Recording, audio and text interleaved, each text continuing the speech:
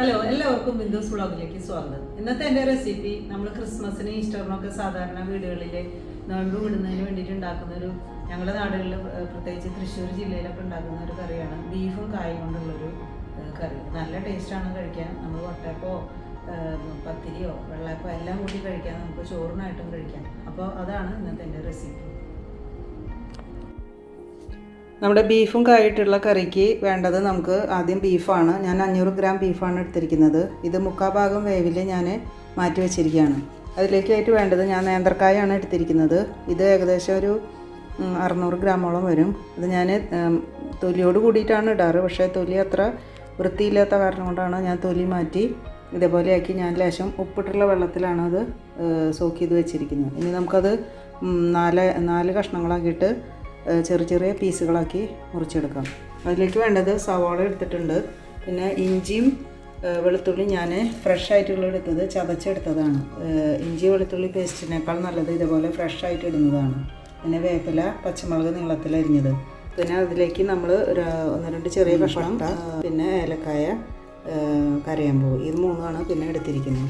അപ്പോൾ ഞാൻ ചെയ്യാൻ പോകുന്നത് ഈ കായ കഷ്ണം നമുക്ക് ചെറിയ പീസുകളായിട്ട് മുറിച്ചിട്ട് ഈ കായയുടെ കൂടെ ഈ ബീഫ് ഇട്ടിട്ട് നമുക്ക് കുക്കറിൽ 1 വിസിലും കൂടിയും 1-2 വിസിലും കൂടി അടിച്ചെടുക്കാം. അപ്പം നമുക്ക് കായ ഇതേപോലെ നടു ഇങ്ങനെ ചീന്തിയിട്ട് 4 പീസാക്കിയിട്ട് നമ്മൾ ഇടുന്ന പോലെ ഇങ്ങനെയാണ് സാധാരണ ഞങ്ങൾ ഇതിൽ മുറിച്ചിടാറ്.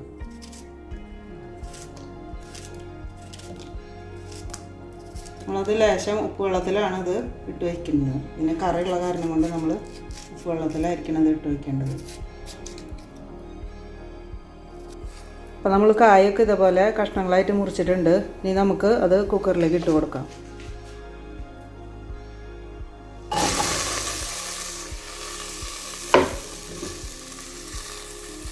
അതിൻ്റെ കൂടെ നമ്മൾ എടുത്ത് വെച്ച ബീഫ് ഇട്ട് കൊടുക്കാം.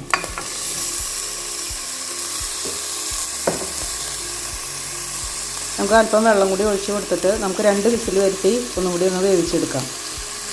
നമുക്കത് നന്നായിട്ട് ഇളക്കി കൊടുക്കാം.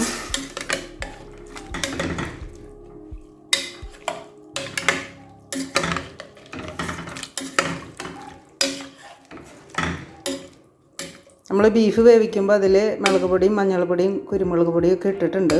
ഇനി നമുക്കത് നന്നായിട്ട് കാച്ചുമ്പോൾ നമുക്ക് വേണമെങ്കിൽ ആവശ്യത്തിന് കുറച്ചും കൂടി ഇട്ട് കൊടുക്കാം. ഇനി നമുക്കതൊരു 2 വിസിൽ വരുത്തിയിട്ട് നമുക്കത് വേവിച്ചെടുക്കാം.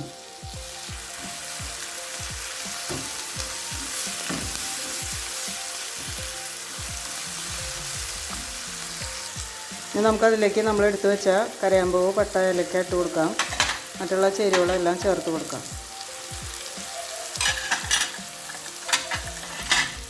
നന്നായിട്ട് ഇളക്കി അതിൻ്റെ പച്ചമണം മാറുന്ന വരെ ഇളക്കി യോജിപ്പിക്കാം.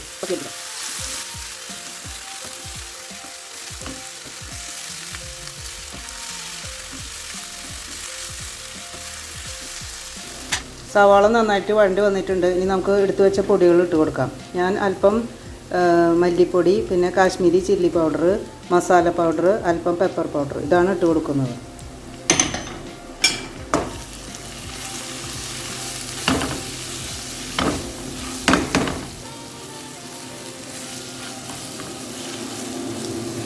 അതിൻ്റെ പച്ചമണം മാറുന്ന വരെ നമുക്ക് ഇളക്കി കൊടുക്കാം.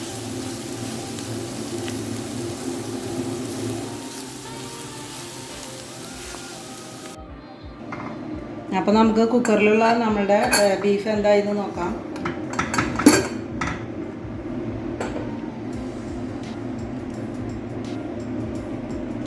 അപ്പോൾ നന്നായിട്ട് ബീഫും കായൊക്കെ നന്നായിട്ട് വെന്തിട്ടുണ്ട്. ഇനി നമുക്ക് നമ്മുടെ ആ മസാലക്കൂട്ടിലേക്ക് ഇത് ഇട്ട് കൊടുക്കാം.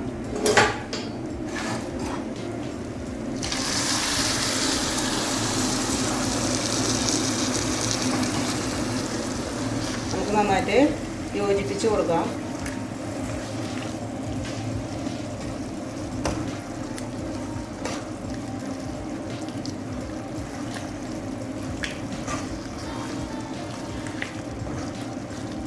രണ്ട് 3 മിനിറ്റ് നേരം നമുക്കിതൊന്ന് തിളയ്ക്കാൻ അനുവദിക്കാം.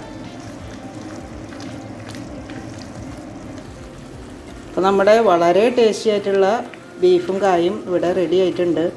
നമുക്ക് അധികം ചാറ് വേണമെന്നുള്ളവർക്ക് അല്പം ചൂടുവെള്ളം ഒഴിച്ച് കൊടുത്തിട്ട് നമുക്കത് ഒന്ന് ചാറാക്കാം. ഞാൻ അത്ര അധികം ചാറാക്കിയിട്ടില്ല, എനിക്ക് ഇതേപോലെ കഴിക്കുന്നതിനാണ് എനിക്കിഷ്ടം. അപ്പോൾ അതുകൊണ്ട് ഇങ്ങനെ നല്ല ടേസ്റ്റാണ്. നമുക്ക് സാധാരണ നമ്മൾ ഇതുണ്ടാക്കിയില്ലെങ്കിലും ഞങ്ങൾ വിശേഷ അവസരത്തിലൊക്കെ ക്രിസ്മസിനോ ഈസ്റ്ററിനൊക്കെ നമുക്ക് നോയമ്പ് വീടാന്ന് പറയുന്ന ഒരു സംഭവമുണ്ട്. അപ്പോൾ നമ്മൾ വെള്ളയപ്പോ അല്ലെങ്കിൽ വട്ടയപ്പോ ഒക്കെ ചേർത്തിട്ട് കഴിക്കുന്ന ഞങ്ങളുടെ തൃശ്ശൂർക്കാരുടെ ഒരു പ്രത്യേകം സ്പെഷ്യൽ കറിയാണിത്. അപ്പോൾ നമ്മുടെ ബീഫ് കറി നമ്മൾ സെർവിങ് ബൗളിലേക്ക് പകർത്താണ്.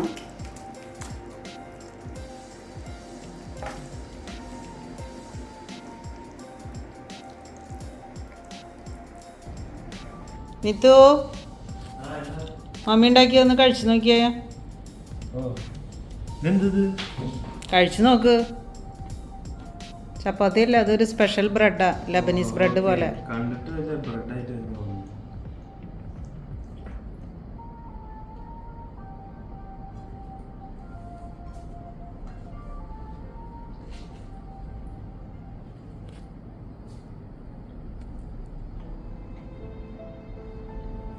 എങ്ങനെയുണ്ട്?